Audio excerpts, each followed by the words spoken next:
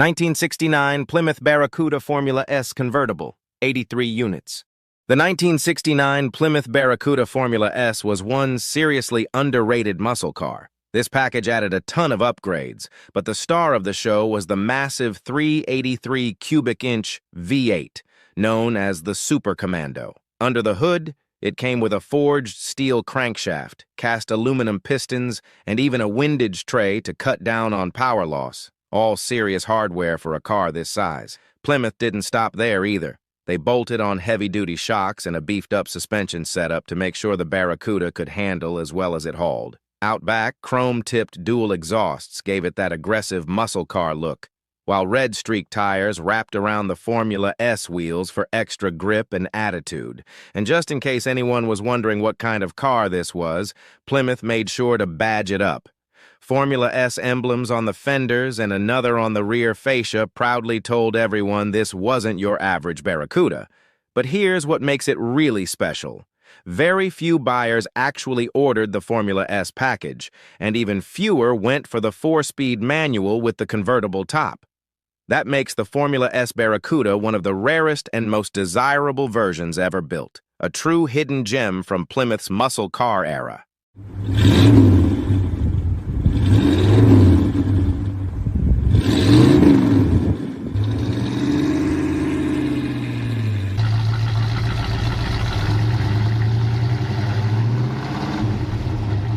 1969 Dodge Charger Daytona 426 Hemi, 70 units.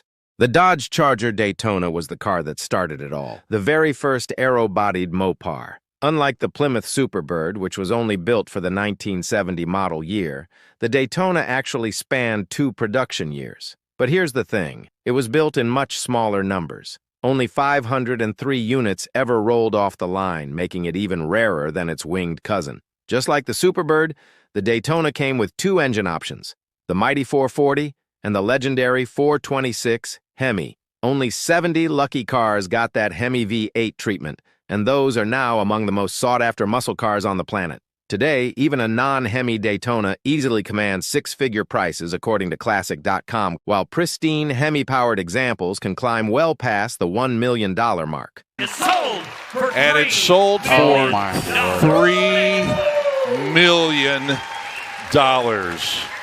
And when it comes to performance, the Daytona was every bit as wild as the Superbird. With its aerodynamic nose cone and that massive rear wing, it sliced through the air with a drag coefficient of just 0.28, the same as the Superbird. That's supercar-level aerodynamics in the early 1970s. The result? One of the fastest, rarest, and most iconic Mopars ever created.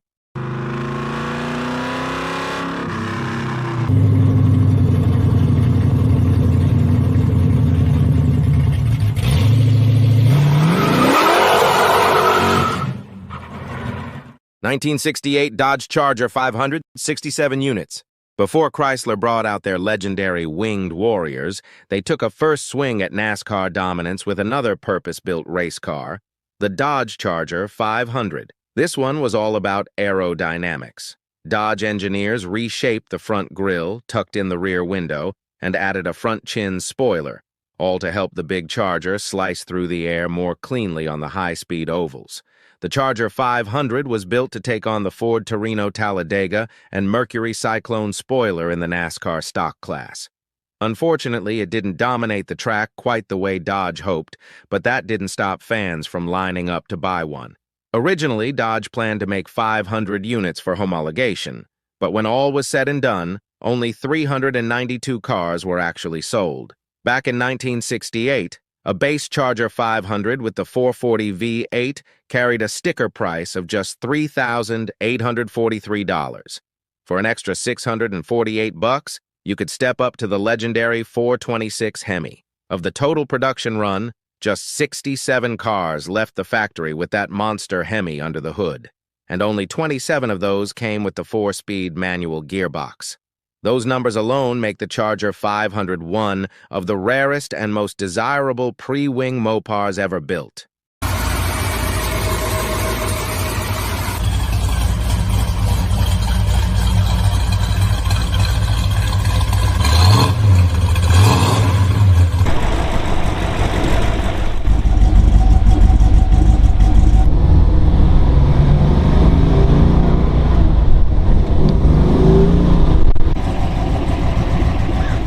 1971 Dodge Charger RT, 63 units.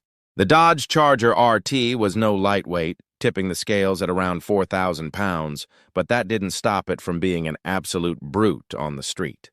With that legendary Hemi V8 sitting under the hood, the Charger could blast from 0 to 60 in under 7 seconds and tear through the quarter-mile in just a little over 14. Now, while it shared the B-body platform with cars like the Plymouth Roadrunner, the Charger was actually shorter and wider than most of its stablemates.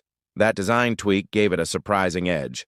Better agility, sharper handling, and rock-solid stability at speed. Dodge didn't just rely on raw power here, they actually tuned the chassis and suspension to make the Charger feel more planted through the corners. That made the RT stand out in an era when most muscle cars were built strictly for straight-line speed. And to top it all off, Dodge added a clever pop-up hood scoop, a direct carryover from the radical 70.5 Charger concept, which helped feed the Hemi all the air it could gulp down. It was one of the few aerodynamic touches from the concept that made it into production, and it gave the Charger RT a personality all its own.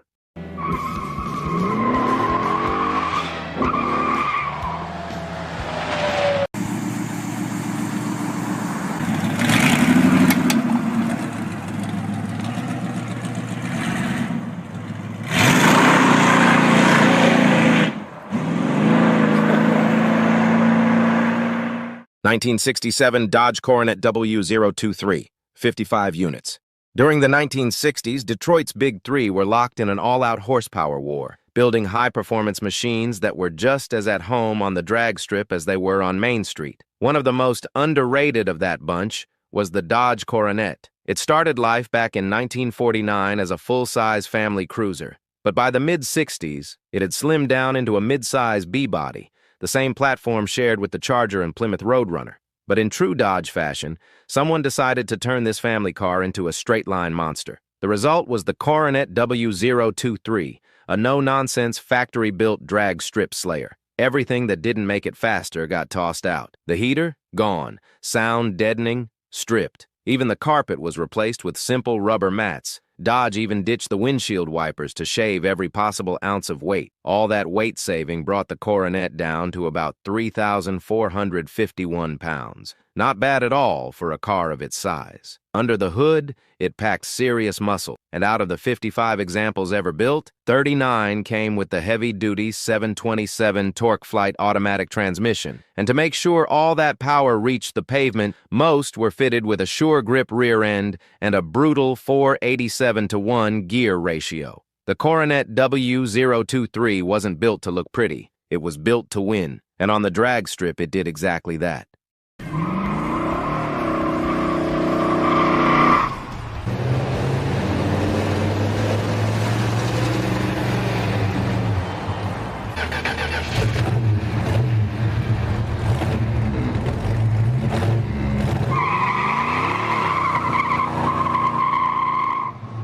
(1967) Plymouth Belvedere 2R023, 55 units. The Plymouth Belvedere was, in many ways, Plymouth's answer to the Dodge Coronet. But this one wasn't built for cruising down Main Street. It was born for one thing only: domination on the drag strip. Chrysler's obsession with NHRA superstock glory ran deep during the late 60s, and that's exactly why Plymouth unleashed the high-performance Belvedere 2R023, a purebred, purpose-built B-body engineered for maximum speed. Just like other race-focused Mopars of the era, this Belvedere was stripped of anything that didn't make it faster. If it added weight and didn't help performance, it was gone. The radio, sound deadening, even the hubcaps. What you got instead was a bare-bones all-business machine tipping the scales at just over 3,000 pounds. Under the hood sat Chrysler's legendary Hemi engine, beefed up with heavy-duty internals and paired with a brutal 488-to-1 sure grip rear end that kept all that power in its sweet spot on the strip. Only 17 of these R023 Belvederes were ever fitted with the 4-speed A833 transmission, making them some of the rarest and most hardcore Plymouth drag cars ever built.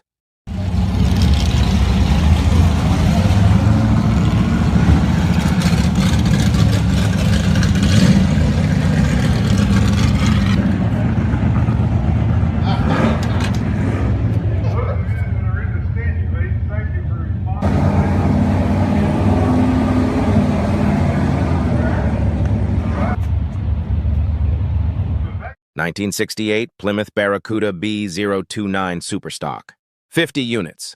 Back in 1968, the Plymouth Barracuda B029 Superstock was the equivalent of what the Dodge SRT Demon 170 is today, a full-on factory-built drag monster. This wasn't your average street car. Based on the second-generation Barracuda, it rode on Chrysler's smaller A-body platform, making it lighter and more compact than the bigger B-body muscle cars in the lineup. Built with help from the folks at Hearst Performance, the B029 Superstock was a stripped-down, track-focused machine. Plymouth completely re-engineered the chassis, lightened the body, and gave it a heavy-duty rear suspension to handle the insane torque coming from the Hemi V8 under the hood. They even used fiberglass front fenders and acid-dipped steel doors to shave every possible pound. The results spoke for themselves. This thing was a rocket.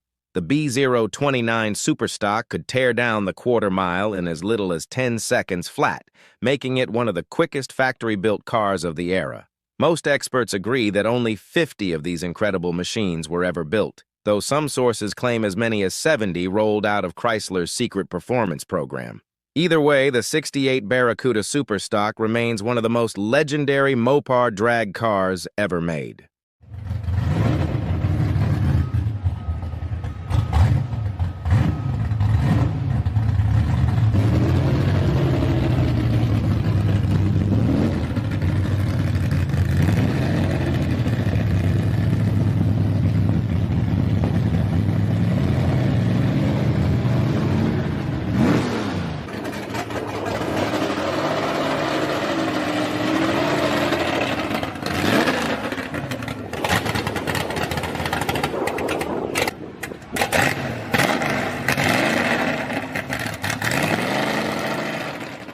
(1971) Plymouth Hemi GTX, 30 units.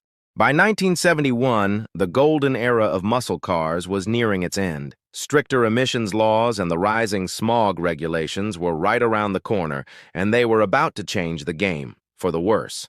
But before that storm hit, there were still a few last gasps of pure, untamed American power, and one of them was the Plymouth GTX.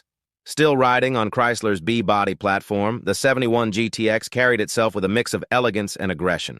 Its sleek aerodynamic lines and distinctive loop bumper grille gave it a refined, almost upscale presence. But don't let that fool you. Underneath the polished looks was a beast. Marketed as the gentleman's muscle car, the GTX still packed a vicious punch, thanks to the legendary 426 cubic inch street Hemi, which was, as usual, underrated on paper. The base engine was the bigger but lower-revving 440 cubic inch V8, and that's what most of the 2,942 GTX left the factory with. The Hemi, meanwhile, remained an expensive upgrade at $884. But for those who checked that box, they were getting one of the last true Hemi-powered icons before the smog era came crashing in.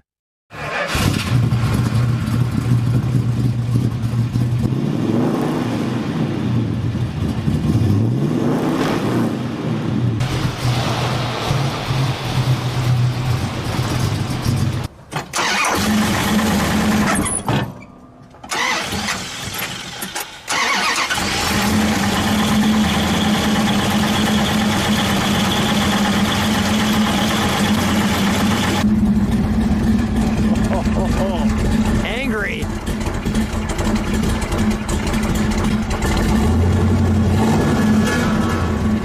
Nice. Beautiful.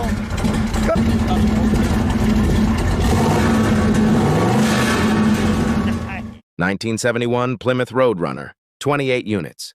There was never anything fancy about the Plymouth Roadrunner, and that was exactly the point. Early versions were bare-bones machines with simple bench seats, minimal trim, and in some cases, not even carpets. Plymouth intentionally kept the options list short to keep the price low, focusing on pure, unfiltered performance instead of luxury. But make no mistake, while it looked simple, the Roadrunner was seriously quick. Especially when fitted with the legendary Hemi engine, this no-frills muscle car could leave plenty of fancier competitors in the dust. By 1971, the Roadrunner got a fresh, more rounded design that not only made it look sleeker, but also helped it cut through the air more efficiently. That year also saw one of the car's biggest triumphs. Racing legend Richard Petty took a race-spec Roadrunner to victory at the 1971 Daytona 500 and went on to win 21 more races that same season. On the street, though, the '71 Hemi Roadrunner became an instant collectible. Only 28 of them were ever built with the mighty Hemi V8 paired to a 4-speed manual transmission. That makes these cars not just fast, but among the rarest and most sought-after Mopars ever made.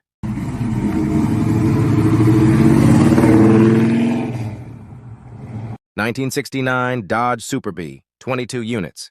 The name Super B actually came from the B-body platform it shared with other mid-size Mopars like the Charger, Coronet, and Roadrunner. And while it was closely related to those models, the Super B managed to carve out its own identity: bold, aggressive, and unmistakably Dodge. Essentially built off the Coronet and inspired by the Roadrunner's playful graphics, the Super B added its own unique flair.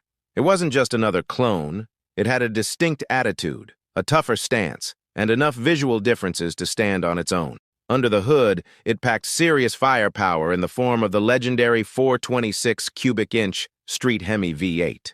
Sure, it was about 65 pounds heavier and rode on a wheelbase an inch longer than the Roadrunner, but that extra weight didn't slow it down one bit. Inside, the Charger-inspired cabin kept things simple, a no-nonsense interior with a standard bench seat and nothing unnecessary to distract you from the drive. When it comes to parts bin specials, few cars pulled it off quite like this one. The Dodge Super B wasn't just another muscle car. It was one of the greatest blends of shared engineering and pure attitude ever to roll out of Mopar's golden era.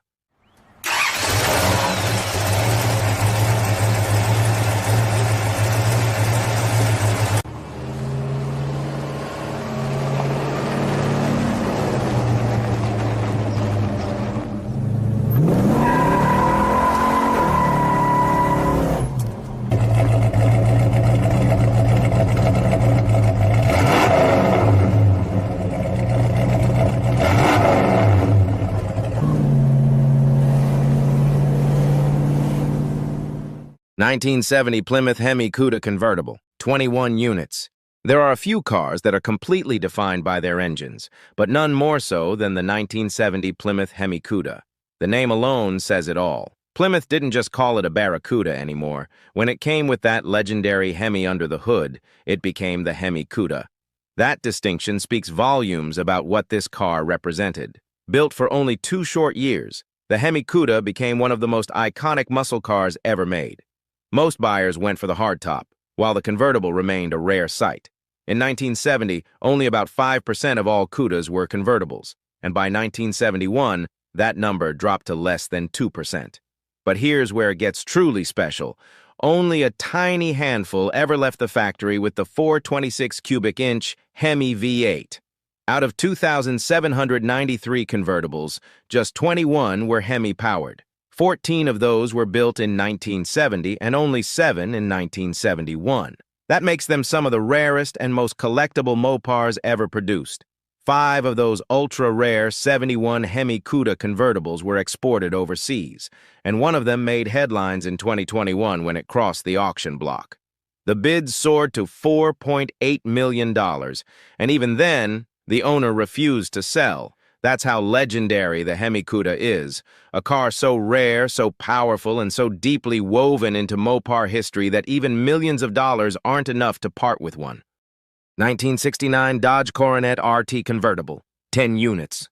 Riding high on the success of the 1968 Dodge Coronet, Dodge gave the '69 model a full redesign, and it showed. The new Coronet featured a more aggressive front fascia with flared outer ends, a reworked hood with twin fiberglass scoops on Hemi models, and a cleaner, revised rear design. Underneath, Dodge upgraded the suspension, too, adding extended rear leaf springs and beefier front torsion bars to handle the extra muscle under the hood. Like most high-performance Mopars of the era, the Hemi engine option didn't come cheap. Pair that with the cost of a convertible top, and you can see why Dodge only sold 10 Coronet RT convertibles in 1969, total.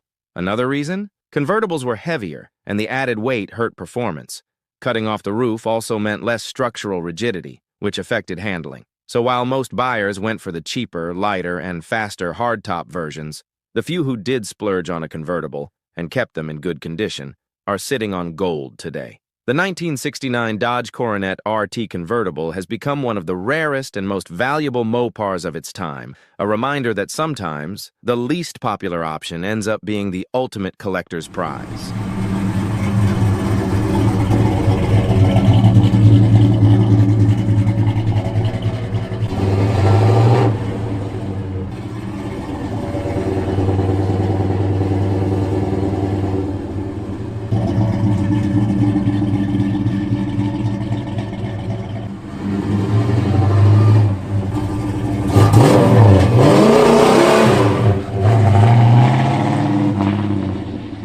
(1970) Dodge Challenger RT convertible, 9 units. The 1970 Dodge Challenger RT was pure muscle wrapped in elegance. Instantly recognizable, it came with a twin-scooped hood, a chrome gas cap, and RT badges proudly displayed across its aggressive body. Buyers could customize their ride even further with options like a rear spoiler, hood tie-down pins, or even a luggage rack, all adding to the car's bold personality. Underneath that sleek exterior, Dodge equipped the Challenger RT with serious hardware. It rode on rear-leaf springs, a front torsion bar suspension setup, and a standard front anti-roll bar. If you wanted even sharper handling, you could opt for a rear anti-roll bar and power front disc brakes, a rarity at the time. But what really set the Challenger RT apart was its interior. It wasn't just fast, it was refined. Inside, you'd find tall bucket seats, an electric clock, and rich faux wood-grain trim that gave the cabin a touch of luxury. And if that wasn't enough, Dodge offered a huge list of interior options: cruise control, upgraded radios, leather upholstery, you name it.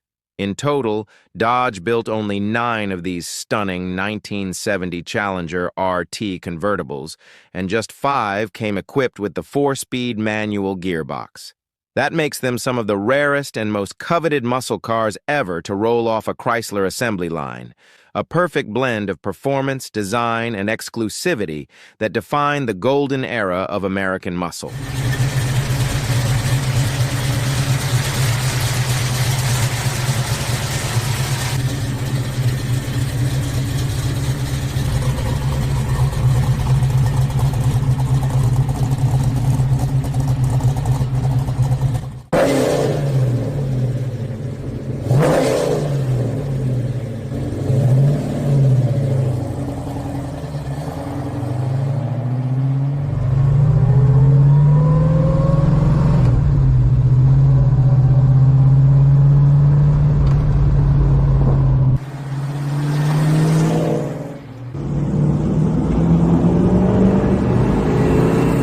(1966) Dodge Coronet Hemi 4-door, 5 units produced. When Dodge decided to turn the Charger into a 4-door, Mopar fans weren't exactly jumping for joy. Sure, people eventually came around to the idea of a practical muscle car, but here's something most folks don't know. Dodge actually tried something similar way back in the 1960s. See, the legendary 426 Hemi V8 made its debut in 1964, but the street version didn't hit the scene until 2 years later. And one of the very first cars to pack that monster of an engine, aside from the Dodge Charger, was actually the Dodge Coronet sedan. Yep, a family-friendly 4-door with a Hemi under the hood. That move essentially created one of the earliest American sleeper cars ever built. Now, like most Hemi-powered Mopars of the time, and Buick GNX, top speed 124 miles per hour. The Buick Regal marked the end of an era. It was the last true muscle car Buick ever built, and the ultimate evolution of GM's G-body platform. That legacy culminated in 1987 with the creation of the Buick Grand National Experimental, better known as the GNX, a high-performance farewell for Buick's boxy yet iconic coupe. The GNX was a bold departure from the standard Regal. Dressed entirely in black, it looked menacing, stealthy, and unlike anything else on the road. Its sinister appearance earned it one of the coolest nicknames in car history, Darth Vader's car. But the real magic wasn't just in how it looked. It was in what lay beneath the hood. Unlike most American muscle cars, the Buick GNX didn't rely on a massive V8. Instead, it packed a turbocharged 3.8-liter V6 that delivered serious punch. Despite GM officially underrating its power and torque figures, the GNX shocked everyone by outperforming nearly every American car of its time, even the Chevrolet Corvette. Its 0 to 60 runs were astonishingly quick, proving that brute force wasn't the only way to dominate the drag strip. Only 547 GNX were ever built, making them incredibly rare and highly sought after by collectors today. Meanwhile, the standard Grand Nationals and Turbo Regals that shared its engine remain a bit more attainable, offering a taste of that same dark, turbocharged magic that made the GNX a legend.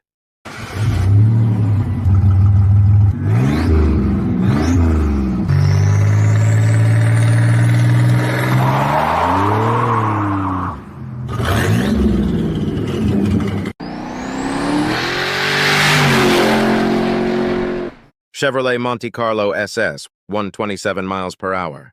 Chevrolet's Monte Carlo was another legendary nameplate that struggled through the smog era, a time when emissions regulations choked the life out of performance cars. Still, Chevy refused to let the Monte Carlo's muscle heritage fade away. Exciting variants like the Monte Carlo SS kept the spirit alive, offering a blend of style, performance, and nostalgia for enthusiasts who still craved that old-school power.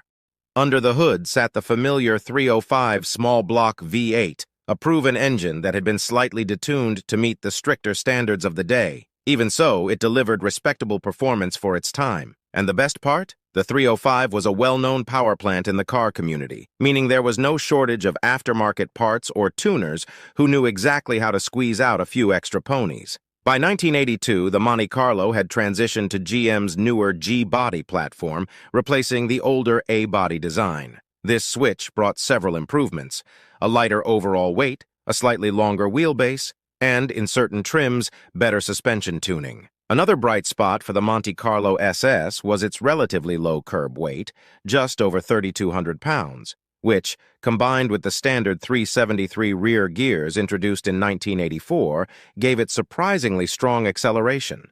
Earlier models had slightly taller 342 gears, but the update made the SS even more lively off the line. In a decade where performance was on life support, the Monte Carlo SS stood out as one of the few cars that still captured the spirit of the American muscle coupe. Stylish, capable, and just begging for a few garage tweaks to unlock its full potential.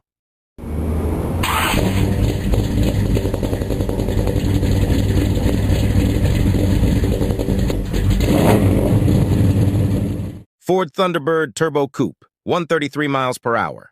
Ford's Thunderbird doesn't always come to mind when people talk about performance cars, but the 1983 to 88 Thunderbird Turbo Coupe deserves a second look. In many ways, it was the Mustang's bigger, more refined sibling, a blend of luxury and performance that often flew under the radar. Under the hood, it shared the same turbocharged four-cylinder engine found in the Fox-body Mustang SVO, and like the Mustang, it rode on Ford's versatile Fox platform. The Thunderbird, however, had a slightly longer wheelbase, about 3.7 inches more, giving it a smoother, more composed ride without losing that sporty edge. For years, the 9th-generation Thunderbird went largely unnoticed, but recently, enthusiasts have started to appreciate it for what it really was: a forgotten gem and a more affordable alternative to the Mustang. When it first hit the market, though, the car struggled to find its audience. It was efficient and packed modern technology for the time, but its styling felt a bit old-fashioned, and its upscale marketing put it in competition with luxury grand tourers like the BMW 6 Series and Jaguar XJS, a tough crowd to impress. Even so, the Thunderbird Turbo Coupe brought something unique to the table: a turbocharged heart in a sleek, comfortable package. It might not have been a runaway success in its day, but it now stands as one of the most interesting and underrated performance coupes of the 1980s.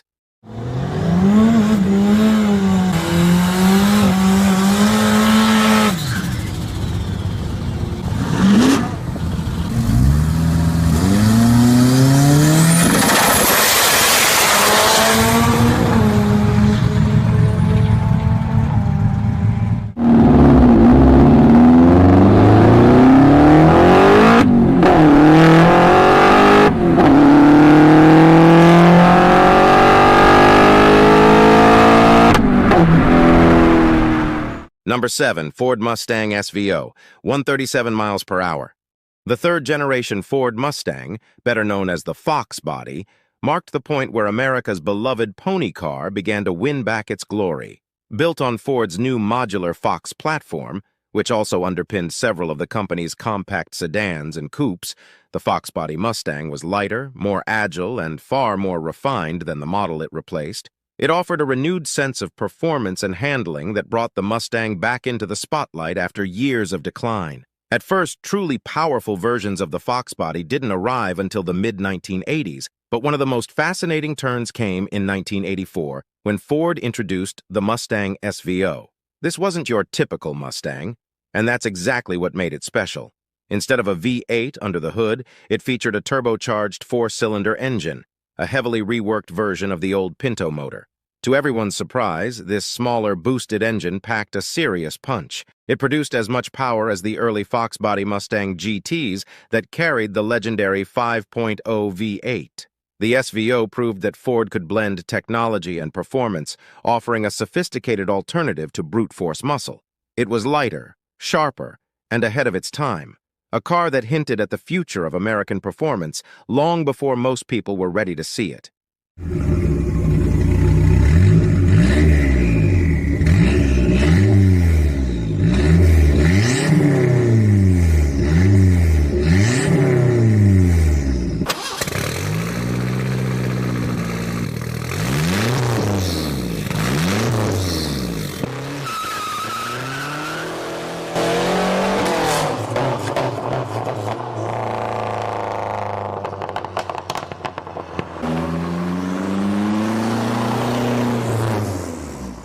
Ford Mustang GT, 142 miles per hour.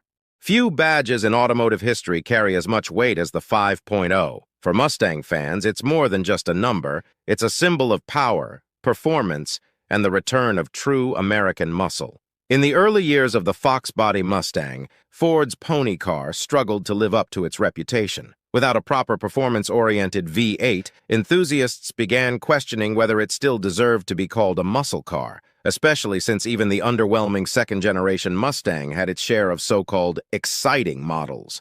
That all changed when the 5.0 made its comeback. By 1987, the Mustang's 5-liter V8 was officially rated at 225 horsepower, putting it right back into the performance spotlight. Manual models now came with a 5-speed transmission instead of the old 4-speed, giving drivers more control and making the car far more engaging to drive. This version of the Mustang stood as the most powerful one you could buy until the arrival of the SVT Cobra in 1993, and during the late 80s, it was one of the quickest American cars on the road. The 5.0 wasn't just an engine, it was a statement that the Mustang was truly back.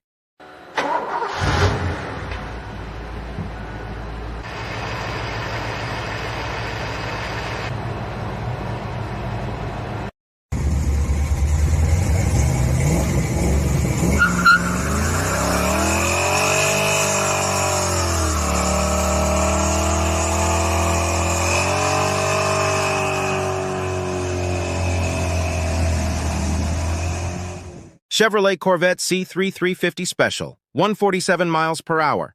The third-generation Corvette, or C3, is often celebrated as one of the most beautiful Corvettes ever built. Its long, sweeping lines, aggressive stance, and curvy fiberglass body made it an instant icon. Produced for an incredible 14 years, it remains the longest-running generation in Corvette history. The C3's styling was inspired by the Coke bottle design language of the late 1960s, giving it that distinctive hourglass shape and earning it the nickname Coca-Cola Corvette. It perfectly captured the spirit of American performance, bold, sleek, and unmistakably powerful. Unfortunately, the smog era didn't spare even the Corvette. While early models from the late 60s packed serious punch, everything built after 1971 saw a steep drop in performance as emissions regulations tightened. The massive 454 big block V8 was gradually phased out, and by 1984 it was gone entirely. In its place, the smaller 350 small block V8 became the top-tier engine option.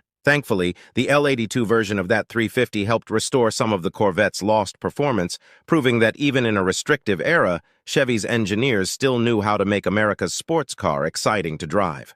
The chrome bumpers were also replaced with molded urethane pieces that flowed seamlessly into the bodywork, giving the C3 a more modern look and improving aerodynamics. A subtle but symbolic shift from raw muscle to refined performance.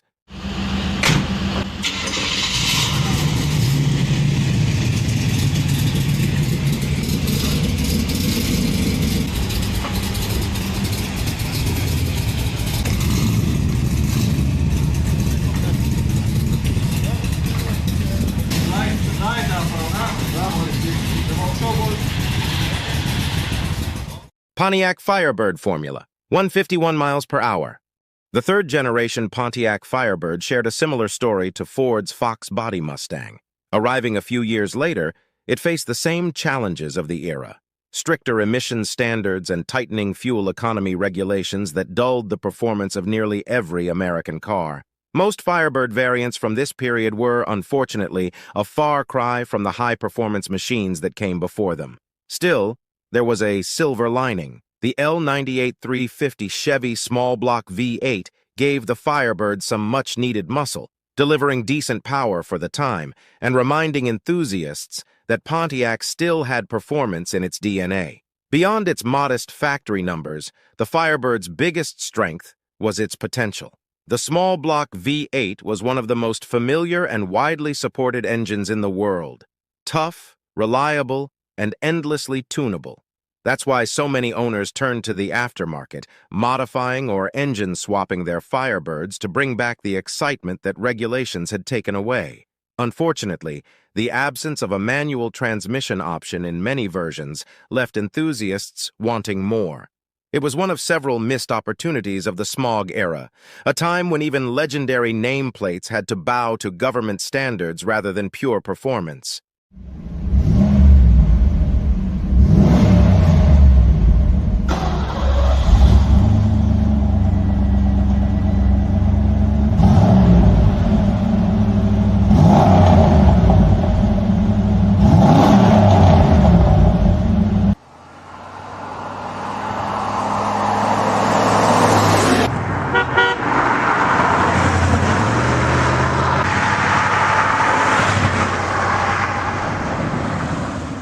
Chevrolet Camaro IROC-Z, 151 miles per hour. Few cars capture the spirit of 1980s America quite like the third-generation F-body Camaro. Its design still carried a hint of that classic Coke bottle shape from earlier models, though it was far more restrained this time around. The 80s were all about sharp lines and boxy profiles, but the Camaro managed to stand apart. It had a touch of rebellious flair, almost like it wanted to be an exotic sports car that regular people could actually afford, and affordable it was. But if you wanted true performance, you had to step up to the IROC-Z. This was where the Camaro finally came alive. Under the hood sat the 350 V8 with tuned port injection, the same technology that powered the Corvette, giving it smooth yet serious power delivery. Beyond the engine, the IROC-Z came with a host of upgrades that made it a genuine performance contender. It featured stiffer springs, high-performance shocks, larger sway bars, and tighter suspension tuning, much of which mirrored the setup found in the Corvette itself. What really made it impressive was the value. The IROC-Z delivered Corvette-like performance for roughly 30% less money. On the street or the strip, it could go head-to-head with the C4 Corvette, proving that the Camaro was more than just a stylish coupe. It was one of the best-performing muscle cars of the decade.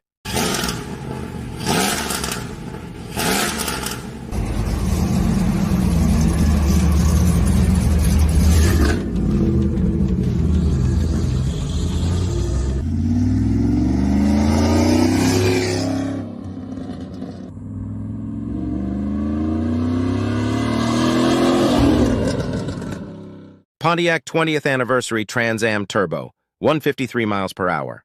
General Motors' vast lineup of brands during the 1980s created some fascinating crossovers between models, and a few hidden gems that most people have long forgotten. One of the best examples of that is the 1989 Pontiac Trans Am Turbo 20th Anniversary Edition. As the name implies, it was built to celebrate 2 decades of the Firebird Trans Am, a car originally designed to be the more affordable, performance-focused sibling to the Chevrolet Camaro. Now, back in the day, Pontiac prided itself on developing its own engines, tailored specifically for its cars. But this time, they borrowed something truly special from another GM brand, Buick. Under the hood was the same turbocharged six-cylinder found in the legendary Buick Regal Grand National. And just like the Grand National, the Trans Am's power figures were rumored to be seriously underrated. On paper, it produced 270 horsepower, but real-world performance told another story. This thing could blast through the quarter mile in just 13.4 seconds at 101 miles per hour, numbers that still hold up impressively well even by modern standards. The 20th anniversary Trans Am wasn't just a special edition badge job. It was a legitimate performance machine that proved GM's parts sharing could sometimes produce magic.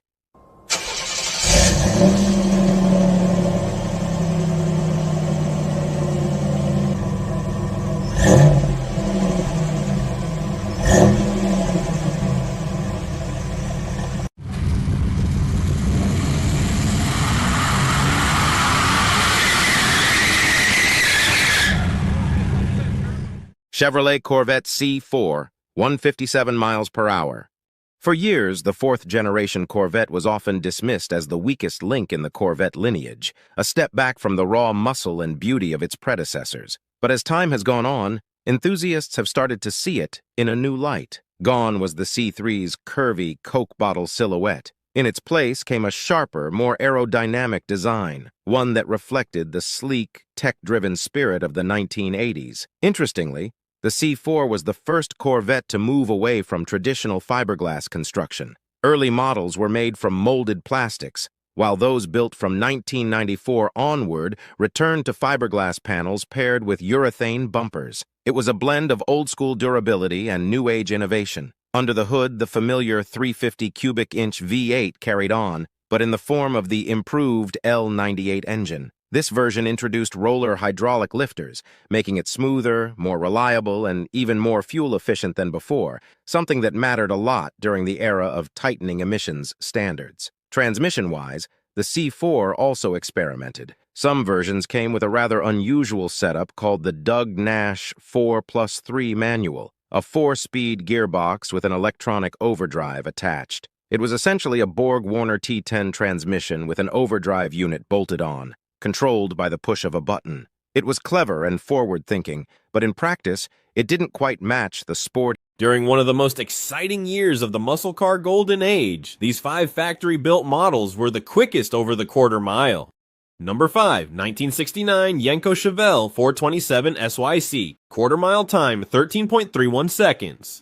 Back in 1968, a handful of well-connected performance insiders managed to change the muscle car game in a big way. Fred Gibb, Don Yenko, and legendary drag racer Dick Harrell joined forces with one goal in mind, getting Chevrolet to build something far more extreme than what was available to the average buyer. Their plan led them straight to Vince Piggins, the man who could make it happen using the COPO system, or Central Office Production Order. This little-known program allowed dealers to bypass the usual factory restrictions and order cars built for serious performance. Out of that collaboration came one of the most iconic dealer-built muscle cars ever created, the Yenko Chevelle 427 SYC. At a time when most Chevelles topped out with the SS 396, this car took things to a completely different level. Under the hood sat the legendary L72 Turbojet 427, a massive big block V8 that turned this already capable intermediate into an all-out street and strip weapon. What made this even more special was the exclusivity. You couldn't just walk into any Chevrolet dealership and order one. The L72 powered Chevelle was only available through select high-performance dealers, with Yenko Chevrolet leading the charge. Officially, the engine was rated at 425 horsepower and 460 pound-feet of torque. But like many engines from that era, those numbers were widely believed to be underrated. Beyond the engine, Yenko didn't stop there. These cars received a series of dealer-installed upgrades that helped them live up to their full potential, making them some of the most complete high-performance packages you could buy at the time. This wasn't just a powerful car, it was a purpose-built machine designed to dominate both the street and the drag strip, and it absolutely delivered. In testing conducted by Superstock and Drag Illustrated, the Yenko Chevelle ran the quarter mile in 13.31 seconds at 108 miles per hour. For the late 1960s, those were seriously impressive numbers, putting it right up there with the quickest muscle cars of the era. Despite its performance, production numbers remained incredibly low. Yenko sold just 99 examples during the 1969 model year, making it one of the rarest Chevelles ever built. Today, that rarity, combined with its brutal performance and unique backstory, has turned the Chevelle 427 SYC into a true holy grail among collectors and die-hard muscle car enthusiasts.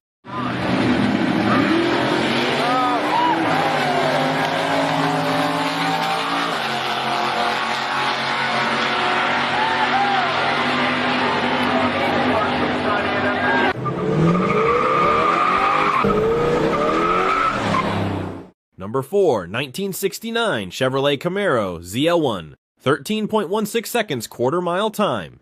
Chevrolet's decision to open up the capo system didn't just transform the Chevelle, it also gave birth to what many consider the ultimate first-generation Camaro. The result? The legendary Chevrolet Camaro ZL1, a car that looked surprisingly subtle at first glance but packed some of the most outrageous performance of its time. On the outside, it didn't scream for attention. To the untrained eye, it looked like a fairly typical Camaro, but enthusiasts knew to look closer, and the biggest clue was that aggressive cowl induction hood. That small detail hinted that this wasn't your average pony car. It was something far more serious. Under the hood is where things got truly wild. This Copo Camaro was powered by the legendary ZL1 engine, a 427 cubic inch, all aluminum big block V8 originally developed for Can-Am racing. That alone should tell you how extreme this setup really was. Chevrolet essentially took a race-bred engine, made a few adjustments, and dropped it into a relatively lightweight Camaro body to create a machine built for one thing: dominating the drag strip. The goal was clear: take on the NHRA Superstock classes. And to do that, Chevrolet needed a street-legal version, so the ZL1 Camaro was born. Officially, the engine was rated at 430 horsepower, but just like many performance cars of that era, that number was extremely conservative. In reality, these engines were known to produce well over 500 horsepower, making them absolute monsters for the late 1960s. And the performance backed it up. According to testing by High Performance Cars, the ZL1 Camaro could run the quarter mile in 13.16 seconds at 110 miles per hour on stock street tires. That's an incredible achievement, especially considering how raw and unrefined these cars were compared to modern performance machines. But there was a catch. In order to qualify for NHRA competition, Chevrolet had to sell at least 50 units to the public, and these weren't cheap. In fact, the ZL1 option alone cost nearly as much as the base price of the car itself, making it one of the most expensive Camaros you could buy at the time. Even so, Chevrolet managed to sell 69 examples in total. That limited production, combined with its racing pedigree and insane performance, has made the ZL1 Camaro one of the rarest and most desirable muscle cars ever built, and easily one of the most iconic Copo creations of all time.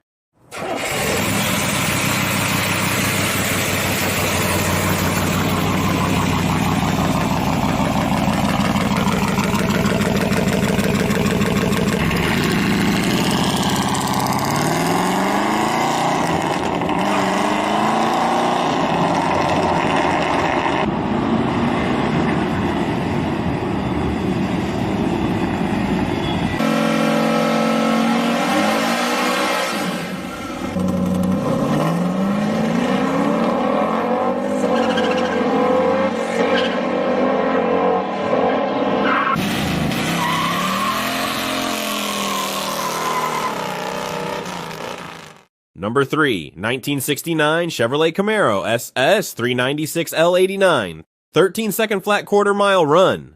By 1969, the first-generation Camaro was entering its final year before a full redesign, but Chevrolet definitely didn't let it go out quietly. In fact, this was one of the most refined and performance-focused versions of the car yet, especially when you look at models like the Chevrolet Camaro SS 396L89. Now, outside of the wild couple builds, buyers still had access to some seriously potent engine options. Among them were several versions of the 396 cubic inch turbojet V8, but the one one that really stood out was the L89. This wasn't just another trim, it was a carefully engineered upgrade aimed squarely at performance enthusiasts. At its core, the L89 was based on the already impressive L78, which was rated at 375 horsepower, but what made the L89 special was the addition of aluminum cylinder heads. That change might not sound huge at first, but it reduced weight over the front end and improved overall efficiency, giving the Camaro better balance and stronger performance both on the street and at the drag strip. Of course, that kind of upgrade didn't come cheap. The L89 was an expensive option, and it was clearly aimed at buyers who cared more about performance than price. This was a Camaro built with one purpose in mind, going fast. And according to testing by Supercar Annual, it absolutely delivered. In period tests, the Camaro SS 396 L89 managed to run the quarter mile in a flat 13 seconds at 108.6 miles per hour. Those are seriously strong numbers, especially for a non-Copo Camaro. What's even more interesting is that on paper, that performance actually put it slightly ahead of the legendary ZL1 Camaro. But there's a bit of mystery there. The test didn't go into detail about the exact setup of the car, things like tuning, gearing, or conditions, so it's hard to say whether that result truly reflects a fair comparison. Still, whether it was quicker than the ZL1 or not is up for debate. What isn't debatable is its rarity. Chevrolet produced just 311 examples of the SS 396 L89 in 1969, making it one of the rarest and most overlooked high-performance Camaros of the era, and a serious gem for collectors today.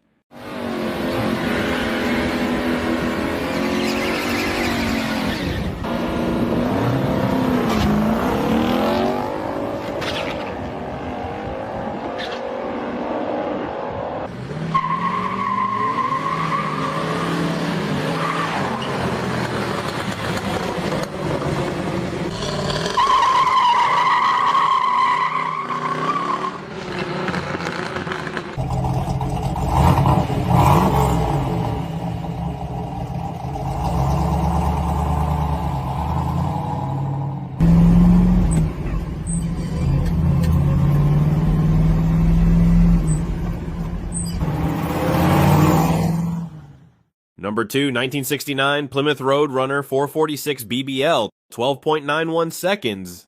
When Plymouth introduced the Roadrunner in 1967, the mission was simple: build a no-nonsense, affordable muscle car that delivered serious performance without breaking the bank. And that's exactly what the Plymouth Roadrunner became. With its bold styling, wide range of options, and focus on straight-line speed, it didn't take long for it to explode in popularity. Fast forward to 1969, and the Roadrunner had evolved into one of the most formidable muscle cars you could buy. What made it even more impressive was that it didn't rely on the legendary but expensive 426 Hemi to earn that reputation. Instead, many enthusiasts started looking at a different setup that arrived midway through the model year, and it turned out to be a game changer. That setup was the now iconic 440 cubic inch big block V8 paired with a trio of 2-barrel Holley carburetors. Officially called the 446 BBL, but more commonly known as the 6-barrel, this engine delivered a factory rating of 390 horsepower. On paper, it might not have sounded as intimidating as the Hemi, but in the real world, it proved to be just as, if not more, effective. One of the biggest advantages was cost. The 6-barrel setup was significantly cheaper than the Hemi option, making high performance more accessible. But even more importantly, it delivered incredible results where it mattered most: on the drag strip. According to testing by Superstock and Drag Illustrated, a Roadrunner equipped with the 446 BBL could blast through the quarter mile in just 12.91 seconds. That's seriously quick, especially for a car that offered this level of performance at a more attainable price point. In the end, the 6-barrel Roadrunner perfectly captured what muscle cars were all about: maximum performance, minimal compromise, and just the right amount of attitude. For many enthusiasts, it wasn't just the smarter choice over the Hemi, it was the better one.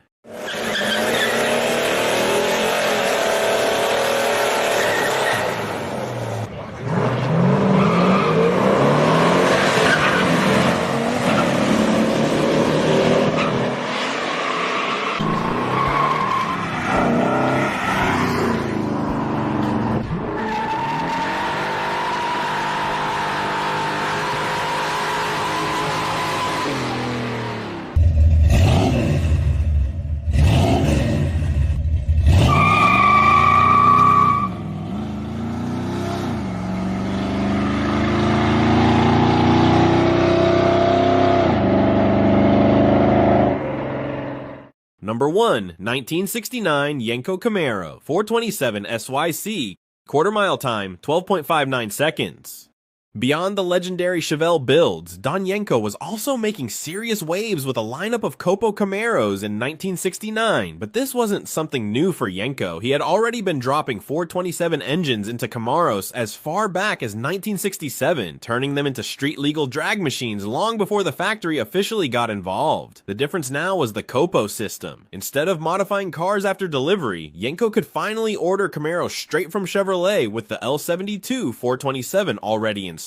That made the whole process more efficient and allowed him to build and sell these high-performance monsters in greater numbers, 201 units to be exact. The result was the iconic Yenko Camaro 427, a car that combined factory muscle with dealer-level tuning. Just like earlier Yenko builds, these Camaros didn't come stock for long. They received a range of Yenko-specific upgrades, along with distinctive striping and badging that made sure everyone knew this wasn't your average Camaro. Under the hood, the L72 engine was officially rated at 450 horsepower, delivering brutal, no-nonsense performance. But the real magic happened when buyers opted for all the available Yenko performance extras. With the full package, this Camaro transformed into an absolute force on the drag strip, and the numbers prove it. In the August 1969 issue of Superstock and Drag Illustrated, a fully prepped Yenko Camaro tore down the quarter mile in an incredible 12.59 seconds at 108.2 miles per hour. For its time, that was nothing short of jaw-dropping. With its combination of factory-backed engineering, dealer tuning, and serious straight-line speed, the Yenko Camaro 427 earned its place as one of the true kings of the quarter mile, and one of the most respected muscle cars of its era.